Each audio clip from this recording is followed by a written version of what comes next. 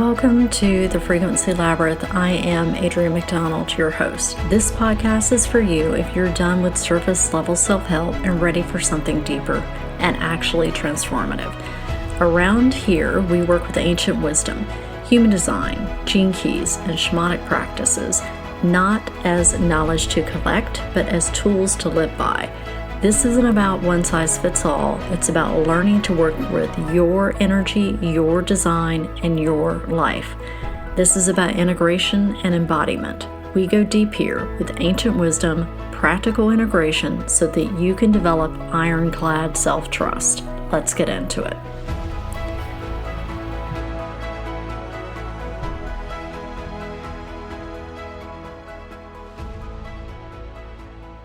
Hello, beautiful humans, and welcome back. There's a lot of language this time of year floating around about transformation, about reinvention, about becoming someone new. And I'm not against transformation, obviously. Some people are genuinely in the seasons where big changes are correct for them, where goal setting and reinvention are aligned with their timing and their design, and that's real. But what I want to name at the top of our time together today is whether you're actively transforming or just trying to stay steady. I'm seeing the same pattern. People are losing themselves in the process. They're fragmenting, they're overriding their own signals, they're abandoning their mechanics to either keep up with the change that's getting faster or survive the pressure of what feels like constant instability. And these are two very different situations, actively transforming versus trying to hold on, but the underlying need is the same.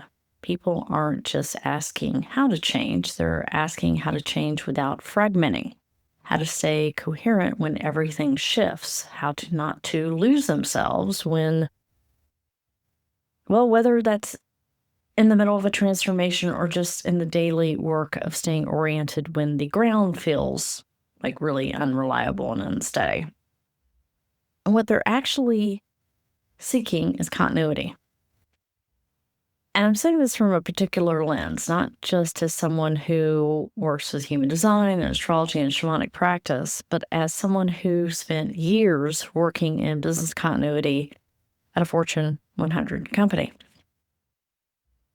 And that background shapes everything I'm going to talk about today, because business continuity taught me something very critical. Disruption is inevitable. Systems will be stressed, some will break, and that is assumed. And the work was never about preventing crisis. It was about identifying what must remain functional no matter what and protecting that first. You don't panic, you don't overcorrect, you don't try to reinvent the organization when the building's on fire. You keep essential systems online when the conditions are unstable. And that's what I see is missing in most conversations about personal growth right now. Everyone's talking about transformation, about leaping into your next version, about radical reinvention. But what I'm seeing in private client conversations feels more like collective, in what probably feels like collective nervous system energy is something different, something quieter, something more serious. And people weren't necessarily asking to become someone else. They're trying not to lose themselves. They're trying not to fragment. They're trying not to numb out. They're trying not to abandon their own signals when pressure increases. They're trying to figure out, do I believe this? Is this real? Or is this something I'm just feeling pressure about? And what they're actually seeking is continuity. And that distinction between transformation and continuity matters, especially right now, in this particular astrological and energetic moment that we're living through. So I want to bring those two worlds together, the operational logic of business continuity and the mechanics of how we actually function under pressure, astrologically, energetically, through human design. Because what I found is the same principles that keep organizations functional during crises are exactly what keeps us coherent and oriented and grounded as individuals when we're navigating uncertainty. So let's talk about where we are in the cosmic mix. We're in a moment where there's multiple personal planets that are moving into and through Aquarius, and they're meeting up with Pluto. And for those less familiar, let me go a little bit more into what that actually means. So when Pluto moved into Aquarius, this is like a generational shift because it spends up to 20 years in each sign. And the last time Pluto was in Aquarius was, I think, like 1778 to 1798, maybe. We're talking about like the American and French Revolution type time frame. The Industrial Revolution was going on, fundamental restructuring of power and technology and collective organization. And Pluto doesn't really ask nicely. It doesn't really negotiate well. It exposes what's rotting beneath the surface within systems, and it forces transformation whether we're ready or not. And in Aquarius, a sign of systems and networks and technology and collective consciousness and innovation, Pluto is going to spend the next couple of decades rebuilding how we organize ourselves collectively, how power flows through networks, how technology shapes consciousness, how we relate to the concept of community versus individuality. And right now we have the personal planets, Sun, Mercury, Venus, all in Aquarius and Mars, and they're all making that conjunction with Pluto. They have been all week and they will continue next week. And these are the ones that govern our identity and our communication, and our relationships and our values. And when they meet up with Pluto, it's like taking your personal operating system and running it through a stress test. And Sun meeting up with Pluto said, well, who are you when the mask comes off? When the performance ends, when you can't rely on like that performative bullshit. And Mercury asked Pluto, okay, what truths have you been avoiding? What conversations have you been postponing having? What are you thinking that you're not saying? That type of thing. Venus conjunct Pluto asks, what do you actually value? Not what you think you should value, not what's everybody else says supposed to matter, but what genuinely moves you, what relationships are built on authentic connection versus habit or fear. And that's the energy that we're in with this Aquarius stellium, with all these planets clustered in at the same sign. And then Mars, it brings in a different dynamic, a different intensity, a different reactiveness, if you will. So I would say that there's 3 things to watch for during the next couple of weeks. And number 1 is, Pluto creates that intensity and pressure, and the Aquarian influence makes you feel like you want to redesign yourself like you're debugging code. And I think it's important to look at this information that's coming up as just that information. You don't need to compulsively reinvent yourself. Pluto exposes what's hidden. It may have brought up what you've been avoiding, and the instinct to immediately reinvent yourself is often just some sort of sophisticated form of avoidance. The second thing is detachment disguised as clarity. I think that Aquarius can be brilliant at seeing patterns and systems, but it also can be used to, use that perspective to avoid feeling things. And during this transit, you want to watch for the impulse to overanalyze yourself out of your own experience, to intellectualize emotions rather than feel them, to create theories about what's happening instead of staying in your body and what's actually happening in the present. It shows up as, I understand why I feel this way, so I don't need to actually feel it. And that's crap, because you don't process anything unless you feel through it.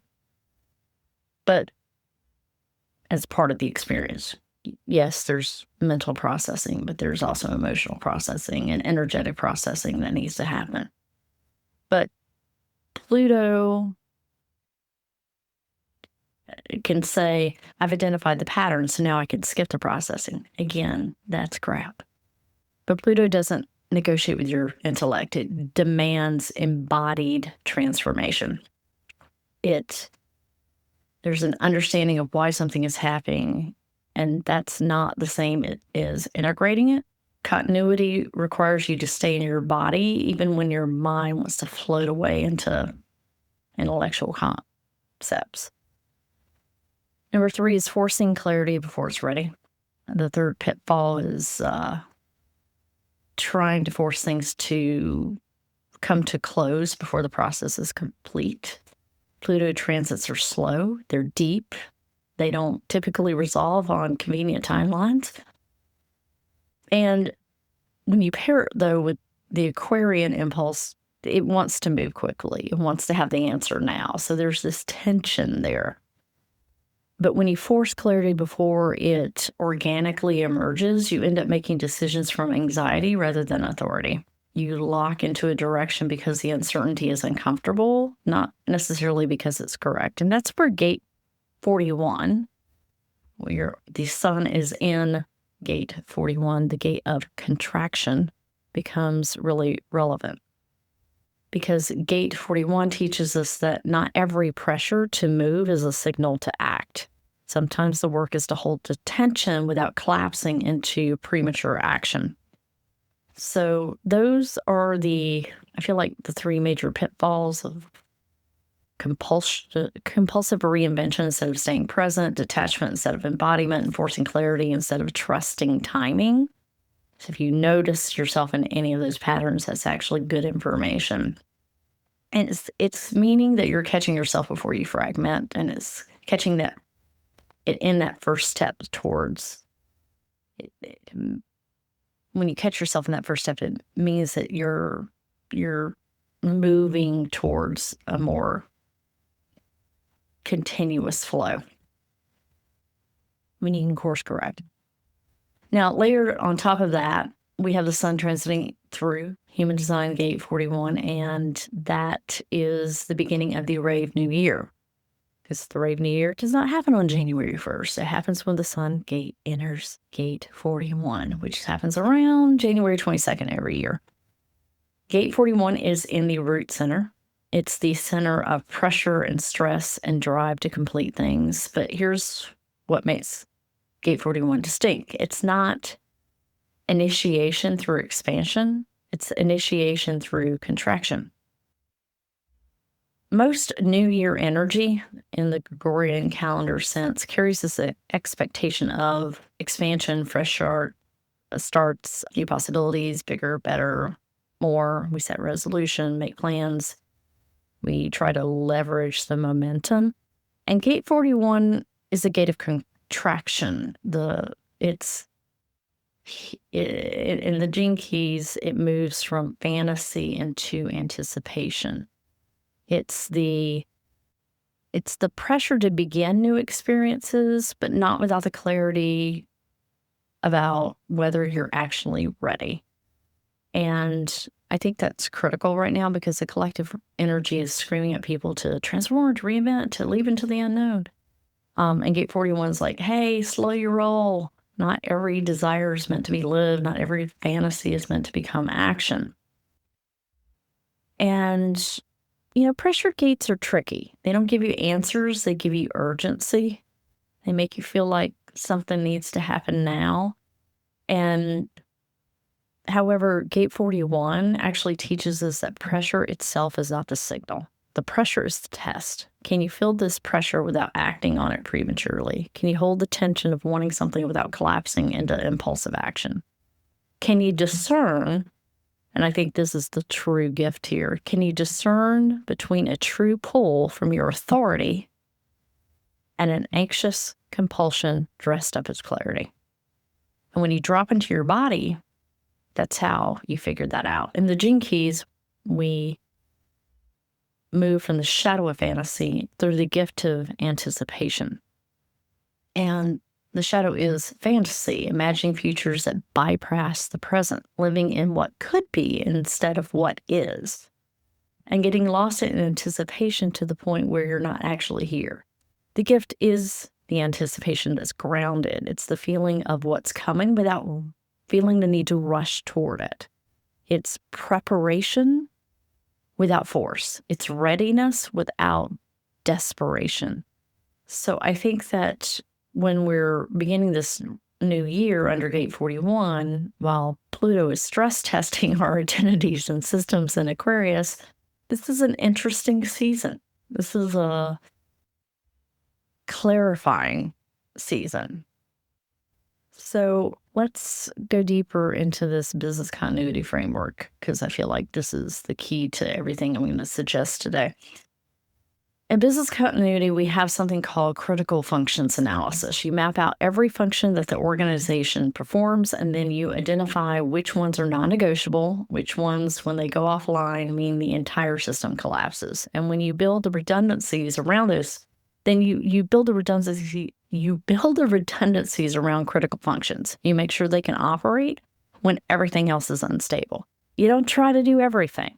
You don't try to keep everything running perfectly. You prioritize. You protect the core. Now, I want to translate that inwardly. You got to figure out what your critical functions are. What must stay online no matter what? Your body, your capacity to make decisions from your own authority rather than fear or external pressure. Your ability to discern your own timing. Your coherence, meaning that you're not splitting into parts that contradict each other. Those are your critical functions. And maybe you don't need a breakthrough right now. Maybe you just need coherence. Because when the systems wobble, social systems, economic systems, relational systems, internal systems, the first thing to go is orientation. People start overriding their bodies, outsourcing decisions to external authorities, numbing out on the doom scrolling, forcing action at the wrong time, grasping for certainty where none exist, numbing discomfort instead of listening to it. And this is all not because you're weak, not because you're doing it wrong, but because you weren't taught how to stay coherent and oriented under pressure. You were taught to push through, to stay positive, to focus on solutions, to transform, but not how to remain functional when clarity disappears and you're navigating a lot of dicey waters. So let me define what I mean by continuity of self, because it's not about staying necessarily the same. Continuity is not stagnation. It's not refusing to change. It's not clinging to the familiar out of fear. Continuity is about remaining coherent and oriented while conditions change. It means staying present in your body when things are uncertain. It means not fragmenting into performance or panic or paralysis when pressure builds. It means not abandoning your own timing because the world is loud. It means functioning without numbing or forcing or being super reactive. It means knowing which decisions not to make when the clarity is not there. This is operational. It's also mystical. You can use the mystical to feel into the operational. Now, this is where human design really becomes practical, because human design is not all about becoming your highest self. It's not about transcendence. It's about understanding how your system makes decisions and how your energy best moves, whether things are going great or under stress. It shows you where pressure builds in your system, how to respond to it, what happens when you override your own mechanics in order to keep up, and critically, it shows you what continuity and coherence looks like in your specific design. It's your blueprint. So I'm going to walk through a couple of these suggestions by type, because each type has a different relationship to pressure and a different way of maintaining continuity. So for generators and manifesting generators, your continuity depends on responding rather than initiating. Your sacral response, that gut yes or no, is your critical function. When pressure builds, the temptation is to force action before your sacral has had a chance to respond. You start initiating because your waiting feels passive. Now, manifesting generators, you've got a little bit of the initiating in there, but for the most part, especially when things are uncertain, you really need to drop into that sacral because everybody else seems to be moving. You feel like you need to be moving too, and you could need to move, but you need to move on your own time.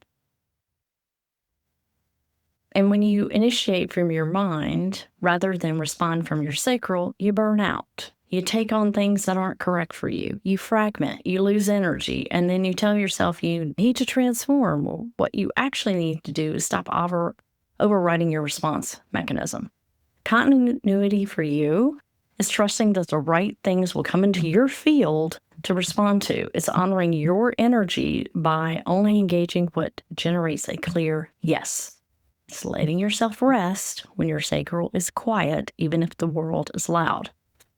Projector, your continuity depends on the invitation. Your critical function is discernment, knowing which invitations, environments are correct, and which opportunities are just going to drain the life out of you. When the pressure builds, projectors often feel like they need to prove themselves, to work harder, to initiate their way into recognition. And when that happens, burnout, bitterness, exhaustion appear. And because projectors are here to guide, not necessarily to do and build stuff, guidance requires rest. It requires space to see clearly. And when you're forcing, you're not in your gift. You're fragmenting. Continuity for you is resting without guilt. It's waiting for the right spaces. Go where you're celebrated, not where you're tolerated, rather than chasing all the time, because those people can't see you. It's trusting that your value isn't measured about how busy you are, but by the clarity of your guidance. It's not how busy you are, but by the clarity of your guidance. Manifestors, your continuity depends on sovereignty, on informing before you act, not asking permission, but to reduce the resistance. You've heard me say this before. Your critical function is impact. You're here to initiate. You're here to make things happen. But when the pressure builds and you're just out there throwing spaghetti against the wall, people feel blindsided, they push back, and then you internalize that as rejection when it's actually just a mechanical consequence of not letting people know what's going on. Continuity for you is trusting your urge to act, but giving people a heads up that will be impacted. It's honoring your need for sovereignty when not isolating yourself through unnecessary resistance. It's resting deeply between those urges to initiate so you don't burn yourself out trying to force the next thing. Again, with the spaghetti against the wall. Reflectors, your continuity depends on time and environment. And you got to trust that your timing is a little longer. It's that lunar timing. It's waiting for that full cycle before making major decisions. And in a culture that values speed, that can feel damn near impossible. When the pressure builds, you may feel like you need to decide faster to match the pace of everyone else. And when that happens, you make decisions before you've had time to sort of sample the spectrum, as it were. You fragment because you're not in correct timing. Continuity for you is protecting your cycles, however short or long those are. It's surrounding yourself with environments and people that feel nourishing. It's trusting that your clarity comes through reflection, not force. And it's being honest about what you're sampling. If everything feels off, that's information too. Now, what does this look like day to day? Because continuity isn't passive, as I said. It's not just waiting for stuff to show up. And this goes for everybody. It's active coherence maintenance. First, you make clean decisions, not perfect decisions. Clean ones, decisions that come from your authority, not your anxiety. Decisions that you stand behind, even if they don't work out quite perfectly as you hoped. Clean decisions reduce internal friction.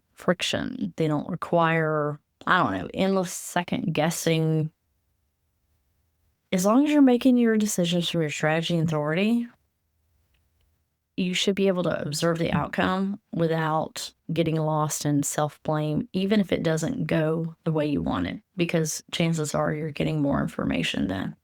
Second, you conserve energy. Stop doing things that deplete you for no clear reason. Stop saying yes to things that your body is saying no to.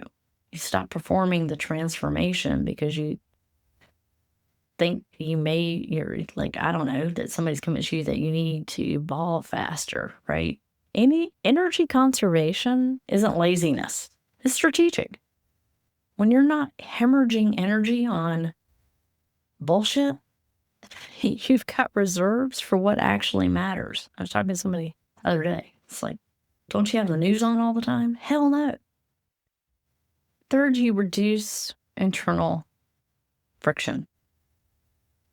You notice when different parts of you are pulling in opposite directions. One part wants to leap, the other part wants to contract, one part is screaming for change, the other part is begging for stillness. Internal friction is exhausting. It creates the illusion of motion while keeping you stuck. And continuity means noticing the friction and not forcing a resolution before you have clarity. Fourth, you trust your own signals. Your body knows things before your mind does. Your emotional wave has information your logic doesn't if you're an emotional authority. Your gut response is a data. You're self-projected when you're like talking to yourself in a mirror to hear your own voice. Lean into those things. Continuity means listening to those signals without overriding them because they're inconvenient sometimes. It means developing the capacity to sense what's true for you, even when it contradicts maybe something you think should be true. And number 5, you stay intact while adapting. This key is distinction. Continuity is not being rigid. You're not staying the same, but you're also not fragmenting. You're adapting from coherence. You're changing because your system is integrating new information, not because you're panicking, not because you're trying to outrun discomfort. Now, here's what continuity doesn't do. It doesn't promise certain outcomes. It doesn't sell certainty. It doesn't inflate hope. But it does something I feel like more honest. It creates more resilience. It makes things more durable. It helps you function when conditions are unstable. It keeps you oriented to yourself when the ground is like shaking a little bit. It protects your capacity to make decisions without panic. And I know that's not pretty glamorous, but it's what holds. So let's circle back to that business continuity framework. We are never asked to make a system better during crisis. We ask what must remain functional no matter what. And I feel like with the collective, where we are as a collective and what's going on in the collective, that this is a skill set that everyone should have, right? Because and everybody goes through seasons, right? Sometimes things are going great. Sometimes things are not going great. And maybe things are going great for you right now. And this is just something you need to put in the pocket. What in you needs to stay online when things get shaky? Your body, your timing, your authority, your capacity to choose without panic. That's the continuity of self. And in this moment, when Pluto and Aquarius is stress testing the collective and personal systems with those personal planets moving through that conjunction, with Gate 41 beginning that new year through contraction rather than expansion, with all of us still being in the year of the snake. We're still shedding until February. That's the work right now. That's the work. staying coherent, remaining functional, trusting your own mechanics, making clean decisions, conserving energy, reducing friction, listening to your signals. That's the work. It's not positive thinking, it's not spiritual bypassing. That's the embodied work. It's a practice of not abandoning yourself while you move through this season.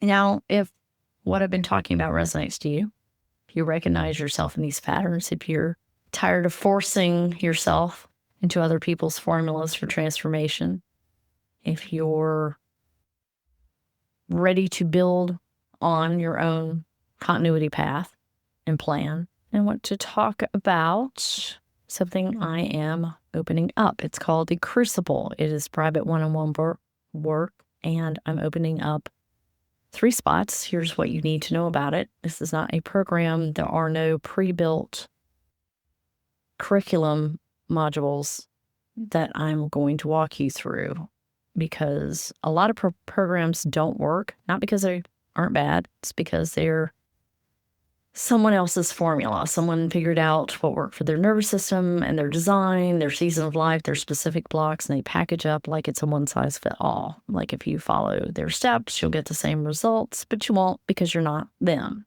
And if you're listening to this, you've probably already figured that out. You've done some programs. You work with some people who are legitimately good at what they do, and some of it helped, but you still are circling, still second-guessing, still looking outside of yourself before you move. And the Crucible starts with you, your chart, your energy, your specific patterns, what's blocking you, and we build from there. And that could look like a deep dive into your human design, your natal chart, how you actually use it in real life. Maybe it includes shamanic healing for something that lives in your body. Maybe it's integration sessions where we work with what's emerging in real time. Maybe it's all of that. Maybe it's something else entirely. It's customizable because it has to be, because your blocks aren't generic and your path shouldn't be either. So this is a 3-month container, and it starts, because it is customizable, pricing varies, but it starts at $3,000, and it's application only. And we'll have a short call to make sure it's actually a good fit for the season of life you're in. And if this lands and you're ready to find your own frequency underneath all the noise, just email me. You'll find a link in the show notes. If you've taken one thing from this conversation, let this be it. You do not need to become someone else to survive the moment. You need to stop abandoning yourself as you move through it. That is the work, the continuity, and that is enough. I will sign off now. If you found this helpful, feel free to share it out. And I will see you next week with the energy mix for February. I think that's in the next episode. In the interim, remember to find beauty every day and seek the magic in the mundane. Thanks for tuning in today. As always, take what resonates, leave the rest. Let whatever landed move through you in whatever way it needs to or wants to. And also, if you want to explore more, you'll find more information in the show notes. If this episode stirred something in you, please share it out or leave a quick review. It helps so much, and I really appreciate it. And remember, this work is about integration, and it always starts with self-trust.